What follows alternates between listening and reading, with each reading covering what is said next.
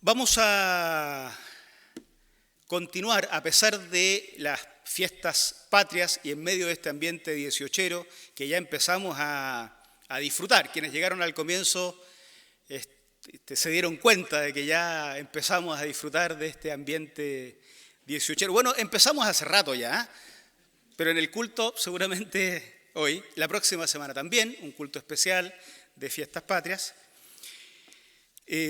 Pero independiente de esto, queremos continuar con nuestra serie de sermones basados en la carta de Pablo a los Corintios. Y en esta ocasión, 1 Corintios capítulo 2, versículos 1 al 5. Vamos a considerar todo el capítulo, pero vamos a leer al inicio solo los primeros 5 versículos. Leo. Yo mismo, hermanos, cuando fui a anunciarles el testimonio de Dios, no lo hice con gran elocuencia y sabiduría. Me propuse, más bien, estando entre ustedes, no saber de cosa alguna, excepto de Jesucristo y de este crucificado. Es más, me presenté ante ustedes con tanta debilidad que temblaba de miedo. No les hablé ni les prediqué con palabras sabias y elocuentes, sino con demostración del poder del Espíritu, para que la fe de ustedes no dependiera de la sabiduría humana, sino del poder de Dios. El apóstol Pablo, en esta carta a los Corintios, ha empezado a señalarle a los corintios que la fe cristiana no es una cosa de bárbaros. Ya el pastor Ricardo nos recordaba la semana pasada cómo la ciudad en Corinto y la iglesia en Corinto, como una muestra de la ciudad, es una ciudad filosóficamente muy nutrida. Hay abundancia de reflexión filosófica y, voy a decirlo así, hay abundancia de oferta filosófica. Decenas de cultos, decenas de corrientes ofrecen su reflexión sobre cómo vincularse con lo divino, cómo vincularse con la plenitud, cómo vincularse con lo celestial. Uno de esos cultos, desde el punto de vista de la sociedad de la época, uno de esos cultos es el de la fe cristiana predicada por Pablo. Entonces Pablo y el cristianismo está tratando de entrar en esa gran feria de cultos y a codazos está tratando de abrirse un espacio. Pero la iglesia en Corinto, que es el grupo de creyentes que abrazó la fe de Jesucristo, que creyó en el mensaje que predicaba Pablo, no llega a la fe cristiana en el vacío. Ellos saben de todas las corrientes filosóficas que hay en su entorno, también saben de lo atractivas que son. Y entonces se preguntan si acaso esta fe, que proviene más encima de un grupo del rincón del imperio, de un grupo de judíos considerados bárbaros porque tienen prácticas muy barbáricas como la circuncisión, pensaba el imperio romano, si acaso de ese sector del imperio puede venir algo decente en cuanto a intelectualidad, algo filosóficamente a la altura de todos los cultos que hay en la época. Entonces Pablo ha empezado ya en el capítulo anterior, en el capítulo 1, a mostrar que la fe cristiana no es una fe de bárbaros, no es algo carente de filosofía, no es algo carente de sabiduría. Se trata realmente de una sabiduría, pero el tema es que no se trata de una sabiduría de este mundo. No es como las otras sabidurías que los corintios conocen, no es como las otras corrientes filosóficas, no es, vamos a decirlo así, como los otros cultos que la iglesia en Corinto conoce. Esta es la sabiduría de Dios, que no se concentra en un discurso, no es un discurso más en comparación a los otros discursos. Es una sabiduría de Dios que se concentra en un individuo, Jesucristo, cuya acción se dio en el pasado de la iglesia, cuando la iglesia todavía no existía. Este individuo sin igual fue clavado en una cruz. Y en aquel personaje, no en un discurso sobre el personaje, sino en aquel personaje se concentra la ciencia de este nuevo culto. Por lo tanto, no es algo carente de sabiduría, sin embargo, difícil de reconocer porque no se trata de una sabiduría de este mundo. De hecho, la semana pasada leíamos en el capítulo 1, versículo 22, lo siguiente. 1 Corintios, capítulo 1, versículo 22. Los judíos piden señales, los gentiles, los no judíos, buscan sabiduría, mientras que nosotros predicamos a Cristo crucificado. Este mensaje es motivo de tropiezo para los judíos, es locura para los gentiles, pero para los que Dios ha llamado, lo mismo judíos que gentiles, Cristo es el poder de Dios y la sabiduría de Dios. O sea, no es un discurso, sino la persona, es Cristo, la sabiduría y el poder de Dios. Vamos a volver sobre esto, por eso quisiera que se graben esta frase: Cristo es el poder de Dios. Versículo 24. Cristo es el poder de Dios y Cristo es la sabiduría de Dios. El capítulo 2 que vamos a leer hoy, o que vamos a escudriñar hoy todos juntos, avanza en la explicación que está haciendo el apóstol Pablo a la iglesia en Corinto, ¿no? Avanza un poquito más.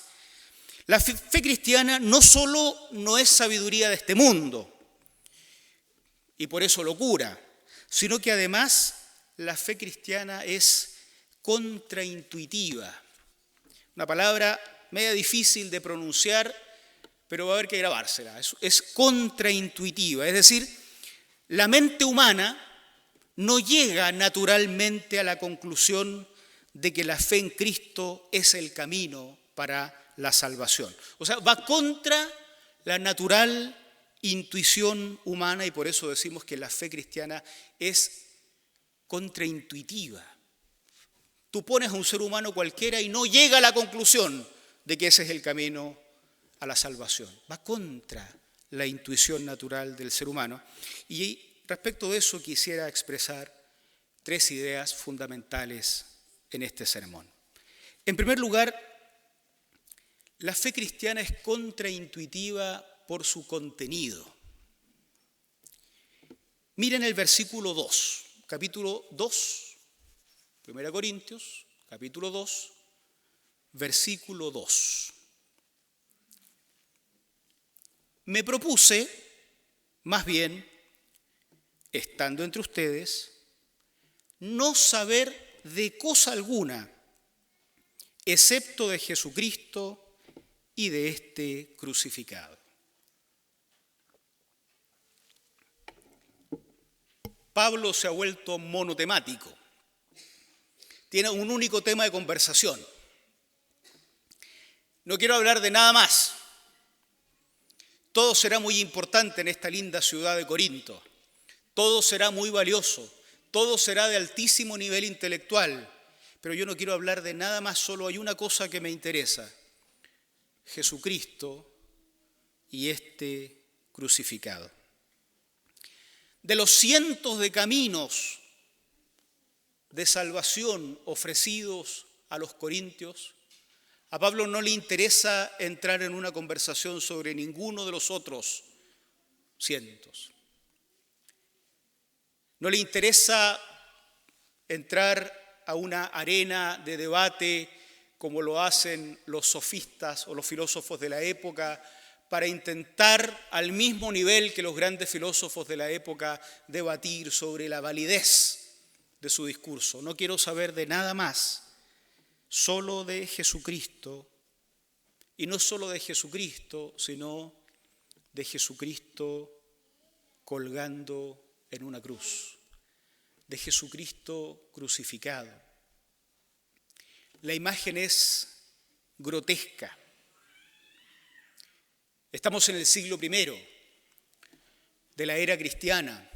Estamos en la ciudad de Corinto, una ciudad altamente permeada por diferentes formas de intelectualidad. Un espacio donde cada culto del imperio tiene su propia calle, tiene su propio espacio, tiene su propio lugar para predicar su forma de salvación. ¿Cuál de todos esos cultos más sofisticados, con ideas sobre la salvación rimbombantes, con ideas sobre la salvación atractivas, cultas? A cualquier corinto le daría gusto hacerse parte de algunos de esos cultos donde los dioses ofrecen cosas maravillosas.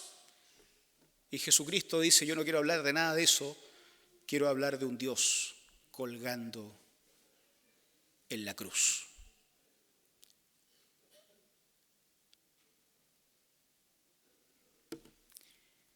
Esto debe haber sido muy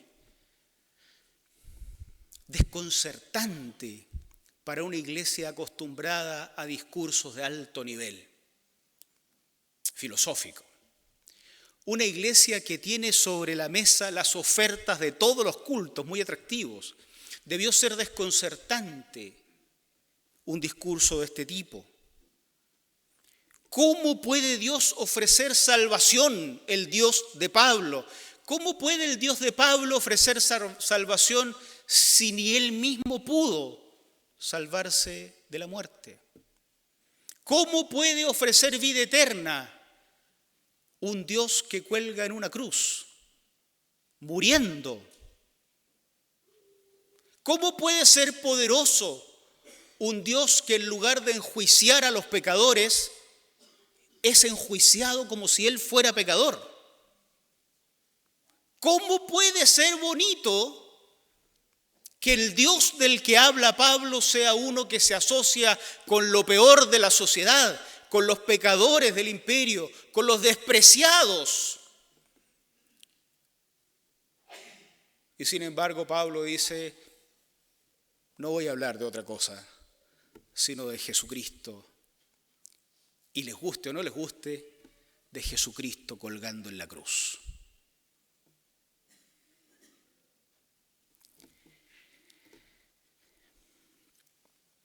La mente humana no llegaría a la conclusión natural de que hay salvación en un Dios que muere.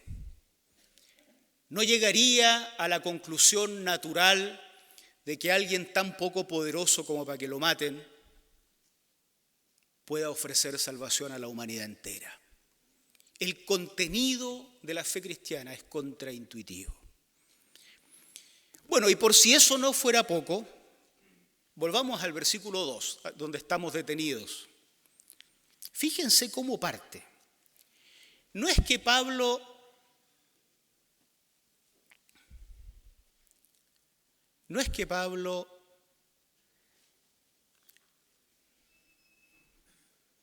no supiera que hay otros caminos. Me propuse, me decidí, opté, es decir, voluntariamente tomo el camino de no saber otra cosa que a Jesucristo y a Jesucristo crucificado. No es algo al azar, está bien pensado. ¿Es Pablo un provocador? Yo diría que no. sin embargo, se autodisciplina para no centrar su discurso en cuestiones periféricas, sino en aquello que realmente va a producir el efecto que el Evangelio debiera producir, y esto es Jesucristo y Jesucristo crucificado.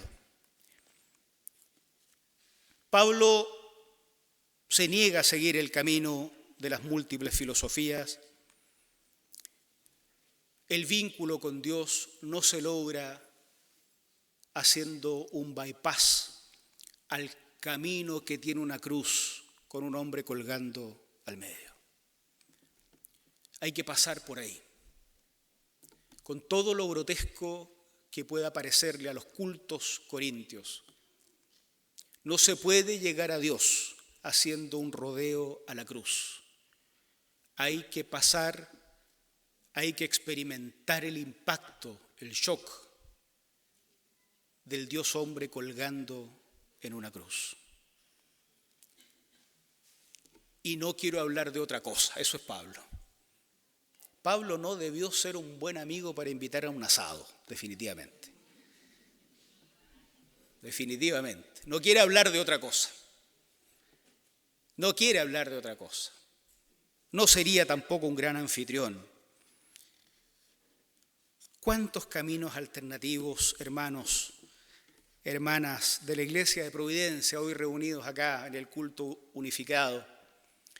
Hermanos y hermanas de las iglesias del sur de Chile, del norte, de fuera del país. ¿Cuántos caminos alternativos nosotros sí queremos seguir para no pasar por la cruz? Por lo grotesca que es la cruz, por lo impactante que es la imagen, por lo inculto que parece anunciar a un Dios que muere en lugar de un Dios que mata. Miren ustedes los versículos 4 y 5. No les hablé ni les prediqué con palabras sabias, elocuentes, sino con demostración del poder del Espíritu, para que la fe de ustedes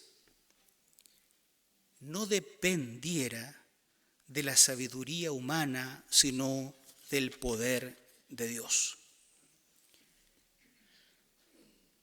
El riesgo de no pasar por la cruz en este tránsito al vínculo con Dios es un riesgo muy alto. Pablo lo tiene claro. Y hay ciertos puntos acá donde parece que se está echando el imperio entero encima. Pero él sabe que si no pasa por el camino de la cruz, donde hay un ser sin igual colgando, el Dios muriendo por los pecadores, la fe de las personas estaría fundada en la sabiduría humana y no en el poder de Dios, que ya hemos dicho es Cristo.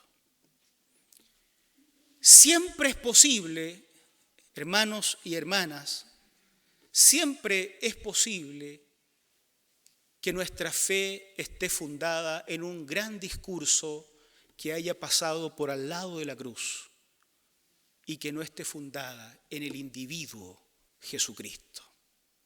Siempre es posible enamorarse de una cristología, así se llama en teología el discurso sobre el Cristo, ¿no? El discurso sobre Jesús. Siempre es posible abrazar una cristología y nunca haberse encontrado con el Cristo crucificado. Porque la Iglesia también ha creado discursos con sabiduría humana, preciosos. Pero si aquello pasa, la fe está fundada en algo que no va a durar, en la sabiduría de este mundo y no en el poder de Dios que es Cristo. Y la Iglesia ha jugado al límite del peligro por 2000 años en este punto. La Iglesia, como decíamos, y aquí somos solidariamente responsables todos, la Iglesia ha creado sistemas teológicos, sistemas doctrinales que hemos ido inventando en estos 2000 años. lindos. Son como lindos castillos de naipes. Son como un Lego, no sé, los que tuvieron la oportunidad de jugar con un Lego. Tú puedes ir uniendo piezas y armas cosas preciosas, pero tú las armaste. No vienen de Dios, las armamos nosotros. Y luego de haber armado esos esquemas doctrinales, hubo muchos creyentes que predicaron que la fe salvadora pasa por aceptar ese sistema doctrinal. ¿Para qué nos vamos a pelear con la Iglesia Católica? Peleemos no solo entre los protestantes. Habrá razones después para pelearse con otras tradiciones, pero si nos peleamos solos con los protestantes, fíjense que en la época de la Reforma protestante, efectivamente, esta frase de a la religión del rey, la religión del pueblo, se le dio una materialización extrema. 2 semanas para salir del pueblo si no pertenecías a la religión del gobernante. ¿Cuántas personas murieron por no adherir al esquema teológico creado por un par de reformadores? Hoy día no andamos matando personas, bueno, espero yo, ¿no? No andamos matando personas por creer distinto, pero fíjense ustedes que en el último tiempo han surgido corrientes que no reconocen como hermanos en la fe a quienes creyendo en Cristo no adhieren al esquema creado hace 100 años, 200 años, 300 años o 500 años. Es una barbaridad. Es decir, se ha creado una especie de puente mecano para no pasar por la cruz, para pasar por la doctrina que nosotros creamos.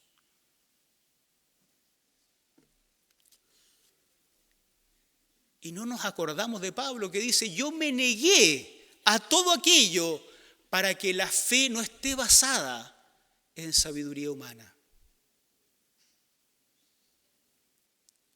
Porque si la fe está basada en sabiduría humana, hay que decirlo con claridad, no hemos encontrado la salvación que da el Señor. Porque esta está a los pies del Cristo crucificado. Porque el Cristo crucificado, que es locura para la sabiduría humana, es poder de Dios. En tercer lugar, la fe cristiana es contraintuitiva por su origen. Miren los versículos 7 y 8. Más bien, exponemos el misterio de la sabiduría de Dios, una sabiduría que ha estado escondida y que Dios había destinado para nuestra gloria desde la eternidad. Ninguno de los gobernantes de este mundo la entendió, porque de haberla entendido no habrían crucificado al Señor de la gloria. Exponemos o hablamos del misterio de Dios. Misterio es una palabra usada en la época de Pablo por los otros cultos también. Es interesante, porque de alguna forma Pablo está diciendo, no son esos misterios de los que yo estoy predicando del misterio de la sabiduría de Dios. Un conocimiento que no surge del ser humano, sino que había estado oculto por siglos, hasta que desde el interior de Dios, desde lo invisible de Dios, se manifiesta.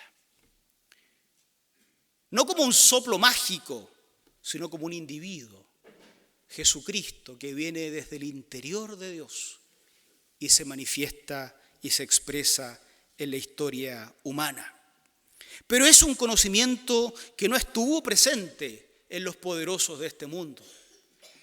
Pablo le sigue dando a esto. Si alguien esperaba decir, mire, yo quiero adherir a la misma fe que adhieren estos famosos, porque si los famosos adhieren a esa fe debe ser buena. En lugar de eso, Pablo dice, no, la fe que yo les estoy anunciando no fue comprendida por los poderosos de este mundo. Porque si la hubieran comprendido, no habrían asesinado a Jesucristo. Entonces uno dice, claro, parece que tiene razón. Lo que pasa es que Jesucristo parecía tan poco divino. Si Jesús hubiera andado con más luces, si Jesús hubiera andado flotando, si se hubiera vestido con cosas brillantes, tal vez no lo habrían matado.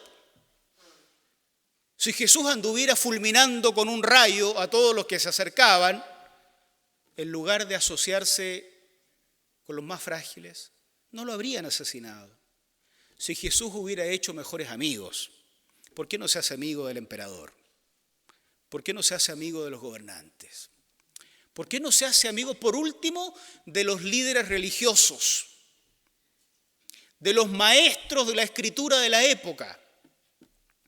Le habrían dado un doctorado a Jesús probablemente, honoris causa. Pero se asocia con pura gente pecadora. Se asocia con lo débil, se asocia con lo frágil, se asocia con aquello que parece un poco vergonzoso.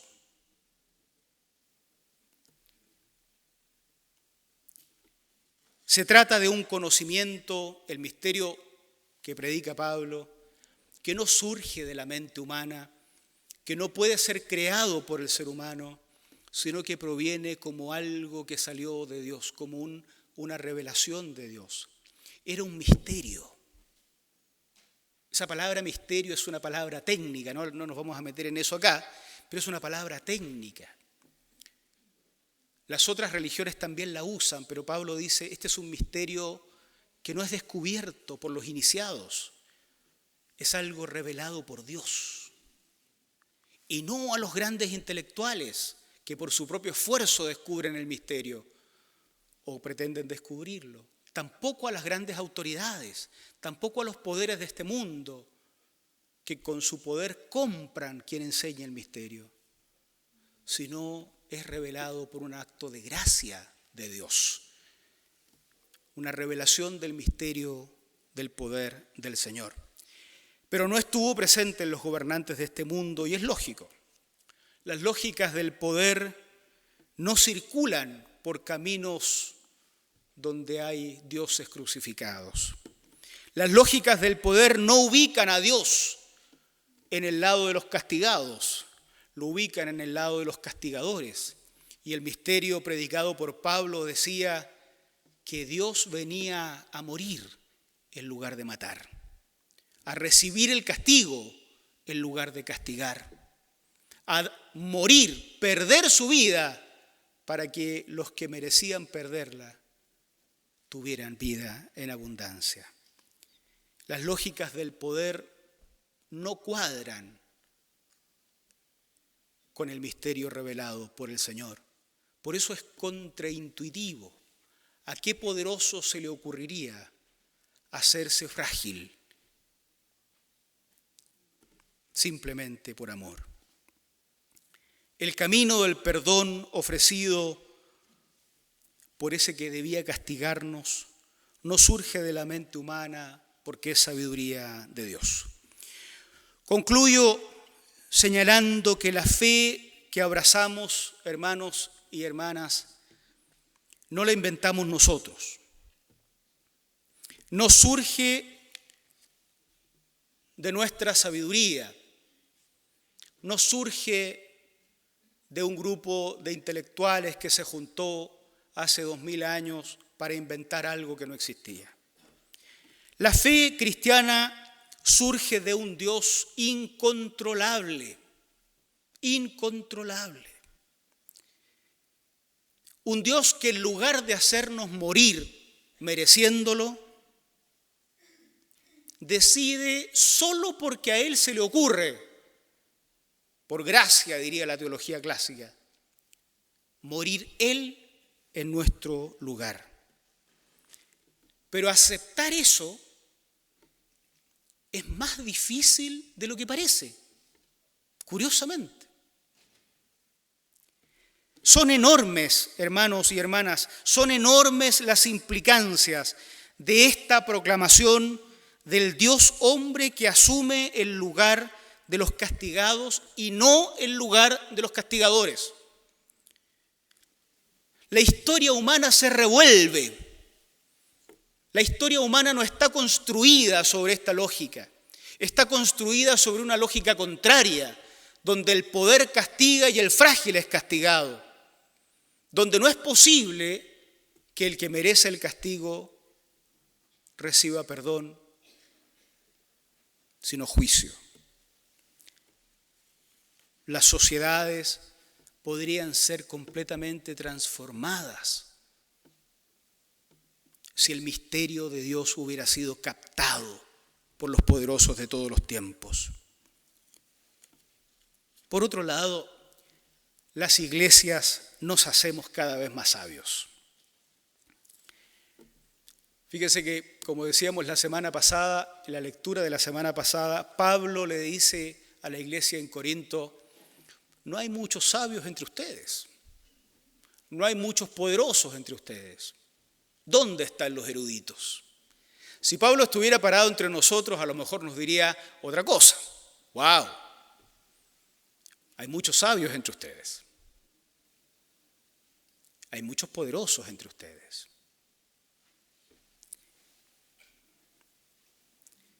Cuánta sabiduría, cuánto poder. Pero no quiero ser malinterpretado. El camino que está proponiendo Pablo no es hacernos menos sabios, no es hacernos menos poderosos. El camino que está proponiendo Pablo no es agarrar nuestra intelectualidad y tirarla a la basura, hacernos ignorantes, porque la ignorancia igual termina abrazando la sabiduría de este mundo tarde o temprano. No es una excusa para no estudiar a nuestros universitarios y a nuestros estudiantes.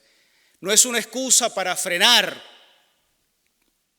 Al contrario, hay que seguir avanzando en sabiduría, en inteligencia, en investigación. No, el llamado de Pablo no es a abandonar la sabiduría, sino a entender que el camino que nos vincula con Dios no pasa por ahí. Todo aquello es necesario, pero el camino que nos vincula con Dios pasa por aquello que la sabiduría de los tiempos ha descartado como posibilidad, que es el camino de la cruz de Jesucristo.